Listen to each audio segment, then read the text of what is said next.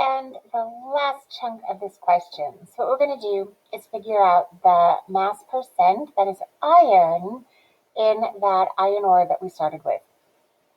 So I found in my last part of the question the moles of iron. And it's technically an iron ion, but those two electrons aren't going to make any difference to the mass because the great majority of the mass, of course, comes from neutrons and protons. So I'm not going to worry about it being an ion. We're just still going to call it iron. If I want percent by mass, of course, I've got to turn my moles into grams. So 0.002421 moles of iron.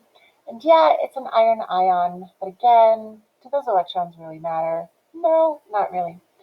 So our mass of iron, according to the handy-dandy periodic table, which I just moved away from me, is 55.85. 55.85. Oopsie. I don't want to put the mass on the bottom. I want to cancel out the moles. 55.85 grams per mole is the molar mass of iron according to the periodic table. That cancels out my moles. I'm left with grams of iron, which is what I need. 0.002421 times 55.85. Oopsie, I just multiplied by 55.58. Let's try one more time. 0.002421 times 55.85 is going to give us 0.1352.